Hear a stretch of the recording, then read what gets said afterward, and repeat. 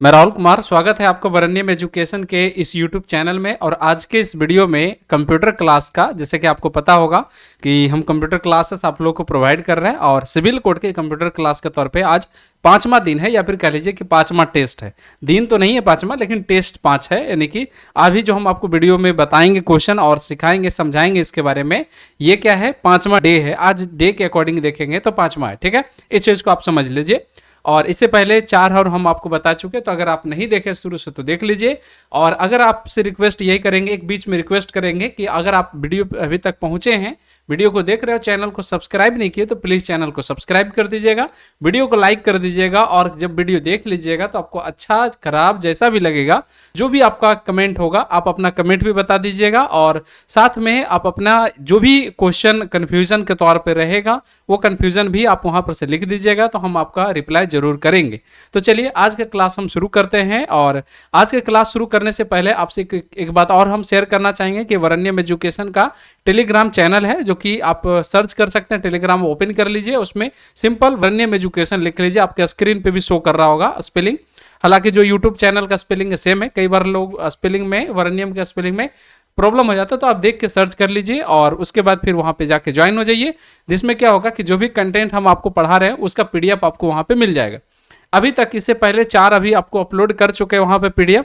तो ये वीडियो जब अपलोड होगा उसके 1-1.5 घंटे के बाद पीडीएफ आपको अपलोड हो जाता है, ठीक है ना। मतलब मुश्किल से कोई आधा घंटा लगता है, किसी में 1 घंटा भी समय लगता है, जिसमें फ्री रहते हैं तो अपलोड कर देते हैं। खैर, तो ये तो हो गया बात है। अब हम शुरू करेंगे अपना क्लास, ठीक है। तो ये आपके स्क्रीन पे सबसे पहला क्वेश्चन है और आप अपने स्क्रीन पे पहला क्वेश्चन देख सकते हैं। और कोशिश कीजिएगा कि जब आप लास्ट में क्वेश्चन को बनाते हैं एज ए सेट के तौर पे बनाइएगा, क्या मार्क्स आता है उसके बाद हमें आप कमेंट करके जरूर बताइएगा कि कितना मार्क्स आपका आ रहा है, ठीक है। चलिए सबसे पहला क्वेश्चन कि निम्नलिखित में से कौन सा बायोस का सही पूर्ण रूप है। बायोस क्या होता है? बायोस का फुल फॉर्म होता है बेसिक इनपुट आउटपुट सिस्टम, ठीक है ना। क्या होता है? बेसिक इनपुट आउटपुट सिस्टम इसका फुल फॉर्म होता है, ठीक है। जो कि अगर हम आंसर के तौर पे बताएं तो इसका आंसर हो जाएगा 1 नंबर, ठीक है। लेकिन ये बायोस काम कैसे करता है इस चीज को समझना हमारे लिए बेहतर जरूरी है, ठीक है ना। सबसे पहली बात जान लीजिए कि बायोस क्या करता है कि जब आप कंप्यूटर स्टार्ट करते हैं, ठीक है, तो जो बूटिंग होता है और कंप्यूटर के जो डिवाइसेस हैं, ठीक है, और कंप्यूटर में जो जितने फंक्शन है उसको एक जगह कनेक्ट मतलब कनेक्ट करने का काम जो होता है वो बायोस का ही होता है, ठीक है। यानी कई बार ये भी क्वेश्चन पूछा जाता है कि अगर किसी कंप्यूटर में ऑपरेटिंग सिस्टम नहीं है तो क्या कंप्यूटर स्टार्ट होगा। तो देखिए, कंप्यूटर में ऑपरेटिंग सिस्टम है या नहीं है, उसे कंप्यूटर को स्टार्ट और बंद होने से कोई लेना देना नहीं है। इस चीज को आप समझ लीजिए, ठीक ना। समझ में आया बात की नहीं। तो कंप्यूटर में जो ऑपरेटिंग सिस्टम होता है उसका काम यह होता है कि यूजर से हार्डवेयर तक अंडरस्टैंडिंग बनाना, ठीक है, एक तरह के कहिए ब्रिज की तरह काम करना। अगर हमको कंप्यूटर से कुछ काम करवाना है तो कंप्यूटर तो समझता है मशीन भाषा, यानी मशीनी लैंग्वेज समझता है। हमारी भाषा से वो समझेगा नहीं। जो आप जानते होंगे machine language just like 0-1 binary number वो समझता है, ठीक है। और बाइनरी नंबर में हम लोग काम नहीं कर सकते हैं। तो उसके बीच में क्या होता है कि कंप्यूटर में जो सॉफ्टवेयर होता है ना, ऑपरेटिंग सिस्टम, उसमें 3 ट्रांसलेटर लगा हुआ होता है, कंपाइलर, इंटरप्रेटर और असेंबलर, ठीक है ना। ये जो तीनों ट्रांसलेटर होता है, ये क्या करता है, यूजर की बात को कंप्यूटर को समझाता है और कंप्यूटर की बात को हमको समझाता है। समझ में आया कि नहीं। लेकिन उससे पहले तक का जो काम होता है वो कौन करता है? बायोस करता है। यानी कि कुछ ऐसे सेटिंग अगर आप बायोस से कर देते हैं तो वो हमेशा के लिए रहेगा, ठीक है ना। और बायोस से जब कुछ भी चीजें गड़बड़ाता है तो वो समझ लीजिए कि आपको बायोस से ही जाके ठीक करना होगा, और नॉर्मल से जल्दी वो ठीक नहीं होता है। तो इसीलिए आपको उसकी अच्छी परख होनी चाहिए। और दूसरी बात है, बायोस जो होता है वो GUI बेस्ड पे तो होता नहीं है जो कि आप आसानी से कर लीजिएगा। वो कोडिंग यूजर इंटरफेस होता है, मतलब वो उसमें आपको कैरेक्टर कुछ टाइप करके या फिर कह लीजिए आइकन्स बेस पे तो होता नहीं है, ठीक है। इस चीज को भी आपको याद रखना है, ठीक है। नेक्स्ट हम बात करेंगे, हमारा क्वेश्चन नंबर 2 जो है उसमें लिखा हुआ है कंप्यूटर प्रोसेस द्वारा इंफॉर्मेशन में परिवर्तित करता है, ठीक है ना। किसको करता है? तो ये डाटा को करता है। किसको करेगा? डाटा को। कंप्यूटर प्रोसेस जो है, कंप्यूटर का एक अपना प्रोसेस है जो इनपुट लेगा और वो आउटपुट में कन्वर्ट करेगा। तो इंफॉर्मेशन क्या है? जैसे हम आपको बोले 2, फिर बोले 2, कितना हुआ भाई? आप इसका आंसर क्या दीजिएगा? 4। तो जो आप आउटपुट के तौर में परिवर्तित कीजिएगा उसको हम लोग क्या कहेंगे? डेटा कहेंगे, ठीक है ना। तो इंफॉर्मेशन को परिवर्तित करता है किसमें? डेटा के रूप में ये कन्वर्ट कर देता है, ठीक है ना। अच्छा, इसके लिए यूज किया कौन सा होता है? तो प्रोसेसर यूज किया जाता है, ठीक है। इसमें कोई बड़ी बात नहीं है, बहुत बार रिपीट भी उस टाइप का क्वेश्चन हो चुका है। नेक्स्ट क्वेश्चन, क्वेश्चन नंबर 3 कह रहा है कि कंप्यूटर में प्रयोग होने वाले आईसी चिप किससे बना होता है या फिर बनी होती किससे। तो आईसी चिप जो बना हुआ होता है वो होता है सिलिकॉन का बना हुआ होता है। किसका बना हुआ होता है? सिलिकॉन का बना हुआ था, ठीक ना। लेकिन आईसी से रिलेटेड और बात है, आईसी चिप को कब बनाया गया? 1958 में, यानी कि 1958 में। इसको बनाने वाला का नाम क्या है? जैक किल्बी, ठीक ना। क्या नाम है? जैक किल्बी, ठीक ना। दूसरी बात यहां पर से और हम कहेंगे कि इससे रिलेटेड चले, देखिए कंप्यूटर का तीसरा जनरेशन में आईसी चिप का यूज हुआ और आईसी चिप का ही एडवांस वर्जन होता है VLSI। क्या होता है? VLSI, जिसको माइक्रो प्रोसेसर कहते हैं और इसका फुल फॉर्म होता है very large scale integrated circuit होता है, ठीक है ना, जो कि चौथे जनरेशन में यूज हुआ। और आईसी चिप किस जनरेशन में यूज हुआ? तो तीसरा जनरेशन में यूज हुआ। पहला जनरेशन में क्या यूज हुआ? तो वैक्यूम ट्यूब यूज हुआ। सेकंड जनरेशन में क्या यूज हुआ? ट्रांजिस्टर यूज हुआ, ठीक है ना। ट्रांजिस्टर को कब बनाया गया? 1947 में विलियम शॉकली बनाया। वैक्यूम ट्यूब को कब बनाया? 1906 में बनाया गया। 1906 मतलब 6 में ही बना दिया गया था, ठीक है। जैक किल्बी 1958 में आईसी चिप को बनाया और आईसी चिप की वजह से कंप्यूटर जो बहुत विशाल नुमा हुआ करता था, बहुत बड़ा होता था, वो सडनली बहुत ज्यादा छोटा हो गया, ठीक ना। तो आईसी चिप को इतना काम है, ठीक है। इसीलिए कंप्यूटर का तीसरा जनरेशन जो है उसे कंप्यूटर क्रांति के नाम से कहा जाता है, ठीक ना। कंप्यूटर का क्रांति किस जनरेशन में आया? तो तीसरा जनरेशन के अंतर्गत आया, ठीक है। अच्छा, पांचवा जनरेशन में यूज हुआ माइक्रो प्रोसेसर, लेकिन उसमें VLSI की जगह ULSI यूज किया गया और ULSI का फुल फॉर्म होता है ultra large scale integrated circuit होता है, ठीक है। समझ गए? आगे बढ़ते हैं। कंप्यूटर का मतलब आज का जो चौथा क्वेश्चन है उसके बारे में। क्वेश्चन नंबर 4 है, जैसे लिखा है, किसे आधुनिक कंप्यूटर का जनक कहा जाता है, ठीक ना। आधुनिक कंप्यूटर का जनक किसे कहा जाता है ये आपको बताना है। तो इसमें क्या होगा इसके आंसर? तो चार्ल्स बेबेज हो जाएगा, ठीक ना। क्या हो जाएगा? चार्ल्स बेबेज हो जाएगा। बिल गेट्स क्या है? तो बिल गेट्स, इसमें देखिए पहला ऑप्शन में लिखा हुआ बिल गेट्स। तो बिल गेट्स है क्या है भाई? तो वो माइक्रोसॉफ्ट कंपनी का मालिक है, ठीक है ना। सुंदर पिचाई कौन है? तो गूगल का सीईओ है, ठीक है ना। स्टीव जॉब्स कौन है? तो एप्पल का मालिक है, मतलब सीईओ है, ठीक है। तो इसमें जो कंप्यूटर से रिलेटेड जो मतलब आदमी है या फिर कह लीजिए जो आविष्कारक के तौर पे देखे जाते हैं वो कौन है? चार्ल्स बेबेज है। तो इसीलिए इसका आंसर क्या होगा? 3 नंबर होगा, ठीक है ना।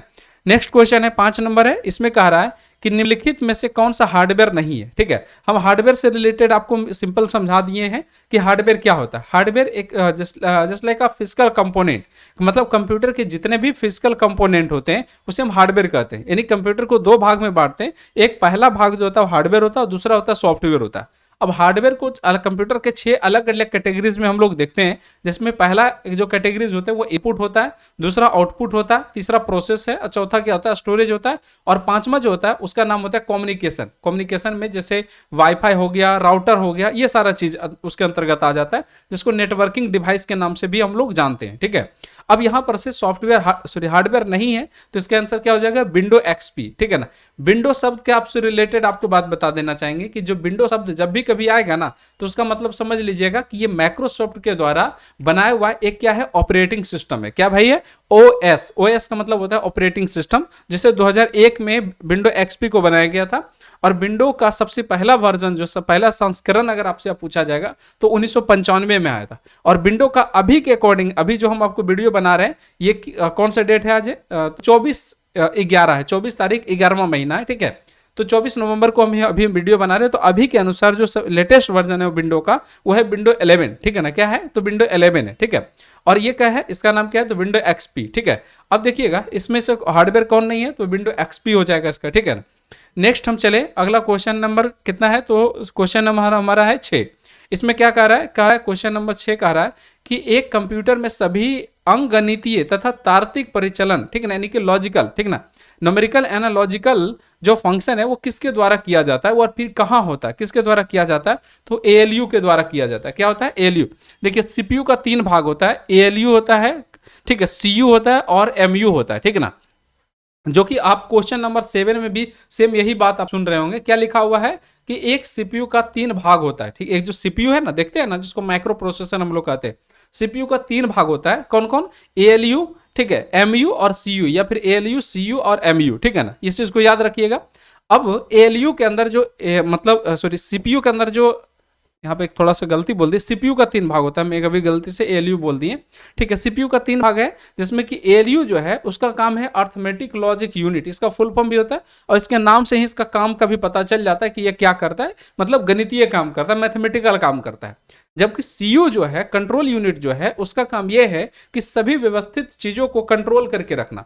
एग्जाम्पल में अगर आप समझना चाहें तो ऐसे समझिए कि कोई फंक्शन हो रहा है, जैसे आप ही के घर में कोई फंक्शन हो रहा है, शादी ब्याह पूजा पाठ कुछ भी हो रहा है, ठीक है ना। तो एक जैसे क्या होता है कि शुरुआती में एक गणनाएं किया जाता है कि कितना आदमी आएगा और कैसे कैसे काम होगा, या फिर जो भी चीजें गणनाएं से रिलेट। दूसरा ऐसा होता है कि हम उस सब चीज को, जो आदमी हमारे पास एज ए गेस्ट आएंगे, उनको हम व्यवस्थित कैसे करेंगे, कहाँ पर रखेंगे, कहाँ पर उनको रहने के देंगे, कैसे खाएंगे, कैसे पिएंगे, और उनको एक मतलब कह लिए कि कैसे उनको हैंडल करना उसको लिए, ठीक है ना। दूसरी चीजें हैं कि हम और सारा चीज को स्टोर कैसे करके रखेंगे। तो बिल्कुल जब हम अपने कंप्यूटर में, जब कई बार क्या होता है कि जैसे आप कंप्यूटर को स्टार्ट किए और पेन ड्राइव लगाएं या फिर कह लीजिए अपना माउस लगाएं, तो आप देखते होंगे कि सपोर्ट नहीं लिया, और उस समय क्या करते तो आपको गुस्सा आता है। गुस्सा होने की कोई बात नहीं, इसके दो मतलब फेजेस निकल सकते हैं।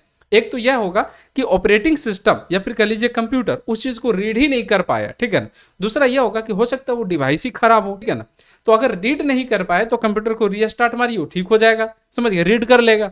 तो वो कंट्रोल यूनिट होता है। मेमोरी यूनिट जैसे स्टोरेज, जो फाइल कहाँ रखें मतलब किस जगह पर रखा हुआ, उसकी प्रॉपर जानकारी होती है। जैसे आपको फाइल को डेस्कटॉप पे अभी सेव करके गए, अब कल होके गए डेस्कटॉप पे मिला ही नहीं, तो अब क्या सोचिएगा कि लगता है डिलीट हो गया, लेकिन नहीं, ऐसा कोई जरूरी नहीं। अगर वो मेमोरी यूनिट काम नहीं किया तो सब चीज सही जगह पर नहीं रहेगा, इसीलिए मेमोरी यूनिट होता है। उसका 3 अलग अलग भाग होता है, यानी कि ALU, CU और MU, ठीक है ना।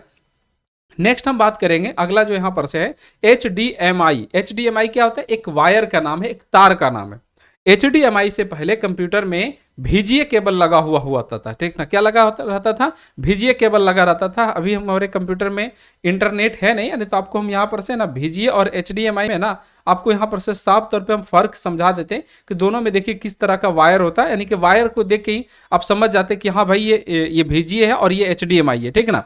समझ में आया बात? करें देखते हैं हम अपने मोबाइल से कनेक्ट करके। हाँ, कनेक्ट तो हो गया। अब हम यहाँ पे गूगल खोल के आपको दिखा देते ताकि आपके लिए ज्यादा अच्छा हो समझने की किसी चीज को, ठीक ना। जैसे हम यहाँ पर से वायर लिखे HDMI, ठीक ना। HDMI वर्सेस क्या लिख रहे हैं, तो यहाँ पर से वर्सेस लिख दिए VGA, ठीक है ना। VGA का मतलब क्या होता है? वीडियो ग्राफिक्स एरी होता है, ठीक ना। क्या होता है? वीडियो ग्राफिक्स एरी, यहाँ पर से इसका यूज किया जाता है। अब जैसे तार के फोटो देखिएगा तो आपको इजीली समझ में आएगा, ठीक है। जैसे आप ये देख लीजिए, यहाँ पर से बहुत सारा इमेजेस आपको मिल जाएगा। ये जो आप देख रहे हैं ना, ये वाला, ठीक है, ये वाला जो वायर, ठीक है, ये वाला वायर, ठीक है, ये वायर जो है, ये वाला वायर, ये है VGA का, और उधर जो है HDMI का। HDMI जस्ट लाइक आपको कैसा लगता है देखने में, तो वो मतलब USB की तरह लगता है, जबकि VGA जो रहता है वो चौड़ा रहता है, ब्लू कलर का उसका अमूमन पिन होता है, या ब्लैक कलर का रहता है। लेकिन इसका फुल फॉर्म क्या होता है HDMI का? तो HDMI का फुल फॉर्म होता है हाई डेफिनेशन मल्टीमीडिया इंटरफेस होता है। अब देखिए इसके नाम से भी पता चल जाता है कि क्या होता है, ठीक है ना। इसके नाम से ही पता चल जा रहा है मल्टीमीडिया एक्सेस, यानी कि जब हम CPU में जो भी काम करेंगे और वो कंप्यूटर के अंदर डिस्प्ले में जाएगा, तो वो CPU से ना साउंड भी कैरी करते हुए जाएगा, और मतलब वीडियो तो करेगा ही, साउंड भी कैरी करेगा। और जबकि VGA जो होता है वो सिर्फ क्या करता है? वीडियो कैरी करता है। मेरा कहने का सेंस यह है कि जिस मॉनिटर में HDMI केबल लगता है, उसमें आप एक बात और गौर करेंगे तो उसमें एक चीज और लगेगा, उसमें ऑटोमेटिक स्पीकर लगा हुआ रहेगा, ठीक ना। उसमें स्पीकर लगा हुआ रहेगा, गाना बजेगा तो उसमें बजेगा ही बजेगा, ठीक है। लेकिन जिसमें VGA लगेगा उसमें अलग से आपको स्पीकर जोड़ना पड़ता है, ठीक है ना। यह भी एक अंतर होता है। 9 नंबर क्वेश्चन कह रहा है कि कंप्यूटर की प्रथम पीढ़ी पर आधारित, मतलब किस पर आधारित था, ठीक ना। तो देखिए प्रथम पीढ़ी जो है वो किस पर आधारित था भाई? तो ये वैक्यूम ट्यूब पर था। कंप्यूटर का टोटल 5 जनरेशन है, जिसमें पहला जनरेशन जो है वैक्यूम ट्यूब पे था, दूसरा जनरेशन जो ट्रांजिस्टर पे था, तीसरा जनरेशन जो है इंटीग्रेटेड सर्किट यानी कि IC पे आधारित था, चौथा जनरेशन जो था वो VLSI पे आधारित था, और पांचवा जनरेशन जो है ये ULSI पे आधारित था, ठीक है ना। नेक्स्ट क्वेश्चन 10 नंबर क्वेश्चन कह रहा है कि निम्नलिखित में से कौन सा न्यूनतम पदार्थ है जो कंप्यूटर के चिप के उत्पादन में प्रयुक्त होते हैं, यानी कि कंप्यूटर के में जो प्रयोग किए जाने वाले जितने भी बोर्ड होते हैं, मदर बोर्ड का लिए या फिर जितने भी सर्किट बनाए जाते हैं, उनमें से जो भी चिप वगैरह बनता है वो किस पदार्थ से या फिर कौन से मटेरियल से बनाया जाता है? तो इसका आंसर क्या होगा? सिलिकॉन से, जो कि आप लोग बहुत बार जानते हुए होंगे, ठीक है। इंडिया में सिलिकॉन वैली कहा जाता है बेंगलोर को, ठीक है ना। नेक्स्ट क्वेश्चन हमारा है 11 नंबर है। इसमें कह रहा है कि वह कौन सा उपकरण या फिर डिवाइस है जो भौतिक छवि को डिजिटल में बदल देता है, यानी कि जो भौतिक छवि क्या है, मतलब ओरिजिनल आपका पेज है या फोटो है, और उसको क्या करता है कि वर्चुअल में कन्वर्ट करता है डिजिटल में। डिजिटल का मतलब क्या हुआ? वर्चुअल। जैसे हम एक्चुअल यहाँ पे खड़े हैं और आप इसमें छोटा सा देखिए डिस्प्ले पे हमको देख पा रहे होंगे, तो इसके लिए क्या चीज यूज किया गया, कैमरा यूज किया गया। अब इसके लिए तो माइक तो नहीं यूज किया गया, माइक जो क्या करता है, वॉइस को ट्रेवल करवाता है, लेकिन हमारे जो हम दिख रहे हैं ना, उसके लिए क्या है यूज किया गया, तो माइक के जगह पर कैमरा का यूज किया गया। उसी तरह से जो हमारे पास वर्चुअल इमेज है, सॉरी एक्चुअल इमेज है, जो फोटो है या फिर कोई पेज है, कोई किताब है, उसको अगर डिजिटल में कन्वर्ट करना है तो उसके लिए क्या यूज करेंगे, स्कैनर का यूज करेंगे। क्या चीज का यूज करेंगे, स्कैनर का। उसका जस्ट अपोजिट जो होगा प्रिंटर होगा, यानी कि कंप्यूटर स्क्रीन पे जो भी छवि या फिर इमेजेस है या कंटेंट है या फिर ऑब्जेक्ट है जो वर्चुअल रूप से, उसको अगर आपको हार्ड कॉपी के तौर पर निकालना है तो उसके लिए क्या यूज करते हैं हम लोग, प्रिंटर का यूज करते हैं। ठीक है, अच्छा, वर्चुअल चीज को विजुअली दिखाने के लिए किसका यूज करते हैं, तो डिस्प्ले यानी कि मॉनिटर का यूज करते हैं। ठीक है, नेक्स्ट चीजें आगे हम सुनेंगे। डीवीडी का उदाहरण है। ठीक है, डीवीडी का मतलब क्या होता है, डिजिटल वर्सटाइल डिस्क, और इसका दूसरा फुल फॉर्म होता है डिजिटल वीडियो डिस्क भी होता है, दोनों इसका होता है। और ये किस चीज का एग्जांपल है, तो ये ऑप्टिकल डिस्क का एग्जांपल है। ठीक ना, किस चीज का भाई है, तो ऑप्टिकल डिस्क का ये एग्जांपल माना जाएगा। ठीक ना, जो हमारे ऑप्शन है ना, इसके अनुसार से क्या हो जाएगा, ये ऑप्टिकल डिस्क का एग्जाम्पल माना जाएगा। आप देख सकते हैं 4 ऑप्शन है, उसमें जो डी नंबर है यही क्या होगा, इसका आंसर होगा। नेक्स्ट क्वेश्चन है 13 नंबर है, इसमें कह रहा है कंप्यूटर में परमानेंट मेमोरी को क्या कहते हैं। ठीक ना, अब देखिए मेमोरी तो 2 प्रकार के होते हैं, प्राइमरी और सेकेंडरी मेमोरी। ठीक ना, तो परमानेंट का मतलब क्या हुआ, जो डेटा को स्टोर किया और लंबे समय तक स्टोर करके रखा, उसको हम लोग क्या कहते हैं, प्राइमरी मेमोरी का 2 भाग होता है। ठीक ना, एक होता है रैम और दूसरा होता है रोम। रैम क्या होता है, क्षणिक होता है। क्षणिक कहने का मतलब हो गया, जो भी काम एक्टिविटीज हो रहा है वो रैम पे हो रहा है। ठीक है, लेकिन वो स्टोर नहीं रहेगा। अगर आपको स्टोर करके रखना है तो आप रोम में रखिए, ठीक है ना, या फिर सेकेंडरी मेमोरी में रखिए। तो इसीलिए इसका आंसर क्या होगा, रीड ओनली मेमोरी। ठीक ना, वो लंबे समय तक रहता है। आपके फोन में जो स्टोरेज है ना, चाहे वो रैम और रोम रहता है, जो आप 64 GB 128 GB ये सब जो सुनते हैं ना, वो रोम है। ठीक है, रैम नहीं है। रैम तो जैसे 4 GB 8 GB 16 GB ऐसे होता है। ठीक है, नेक्स्ट क्वेश्चन है हमारा 14 नंबर है, CAD का पूर्ण रूप क्या होता है, कंप्यूटर एडेड डिजाइन। जैसे आप कोई भी गाड़ी का स्ट्रक्चर या गाड़ी का डिजाइन या गाड़ी का ग्राफिकल जो बना हुआ होता है वो क्या होता है, CAD होता है, कंप्यूटर एडेड डिजाइन होता है। ठीक ना, समझ में आया बात की ना, कंप्यूटर एडेड डिजाइन होता है। नेक्स्ट हमारा क्वेश्चन है, इसका 15 नंबर है और लास्ट क्वेश्चन है। इसमें क्या कह रहा है, क्वेश्चन नंबर 15 में कह रहा है, 15 नंबर क्वेश्चन में कंप्यूटर शब्दावली में निब्बल क्या होता है। ठीक है, यानी कि जो निब्बल आप सुनते हैं कंप्यूटर में, उसका क्या अर्थ है एग्जैक्ट में। ठीक ना, तो निब्बल देखिए, आपको समझिए कि जैसे बीट होता है कंप्यूटर का, सबसे मेमोरी में स्टोरेज करने का जो कैपेसिटी होता है, सबसे छोटी इकाई जो होता है वो क्या होता है, बीट होता है। जैसे प्रत्येक अल्फाबेट एक बीट होता है। ठीक है ना, समझ में आया बात की नहीं, अगर नहीं समझे तो जैसे देखिए, अगर हम अपने यहाँ पर से क्या किए कि हम एक नोटपैड ओपन किए और इसमें हम ए लिखे और इसको हम सेव कर दिए। ठीक है ना, इसको सेव किए और इसका नाम दे देते हैं क्लास। ठीक है, तो ये हम इस नाम से डेस्कटॉप पर क्या कर रहे हैं, सेव कर दिए। अब हम इसका जो हम स्टोरेज चेक करेंगे तो इससे पता चल जाएगा। देखिए, हम इस पर राइट क्लिक किए और राइट क्लिक करने के बाद सबसे लास्ट पे प्रॉपर्टीज पे गए और इसमें देखिएगा क्या शो कर रहा है, 1 बाइट शो कर रहा है। ठीक है ना, क्या हो रहा है, 1 बाइट। अब यहां पर से कंप्यूटर का जो 0 और 1 होता है उसको हम लोग बीट कहते हैं, तो उसको थोड़ा सा आगे बढ़ाया जाता है, 0 1 करके 4 तक ले जाया था, यानी कि 4 बीट, मतलब 0 और 1 जो है वो क्या बीट है। तो जो 4 बीट होता है तो उसके बराबर होता है 1 निब्बल। तो 2 निब्बल कितना हो गया, 8 बीट के बराबर हो गया। और 8 बीट के बराबर क्या होता है भाई, तो 8 बीट के बराबर होता है क्या, 1 बाइट होता है। तो प्रत्येक अल्फाबेट को जो सबसे स्टोर किया जाता है वो 1 बाइट पे स्टोर किया जाता है। समझ में आया बात की नहीं। अच्छा, अब कहिए 1 बाइट भी क्यों नहीं, मतलब 8 बीट भी तो लिख सकते थे, आप 1 बाइट क्यों लिखे, समझ में आया बात की नहीं। तो इसका क्या होता है, इसका मीनिंग ऐसे समझिए कि जैसे अब देखिए इसी नोटपैड वाला फाइल में ना ये लिखा हुआ है, हम यहाँ पर BCDE, उसके बाद फिर E हो गया, FOGHIJKL M ऐसे कर दिए। ठीक है ना, समझ में आया कि नहीं, या फिर E तक ही रहने देते, 5 हो गया। तो अगर हम 8 पचे लिखेंगे तो 8 पचे 40 बीट हमको लिखना पड़ेगा, तो ये कैलकुलेशन क्या हो जाएगा, बहुत बड़ा हो जाएगा। तो उसी को कैलकुलेशन को छोटा करने के लिए हम क्या करते हैं कि इसको एक सेट बनाया जाता है बीट का। तो यहां पर क्या होता है कि 5 बाइट लिखेगा, मतलब 40 बीट लिखने के बजाय ये 5 बाइट लिखा। समझ में आया बात की नहीं।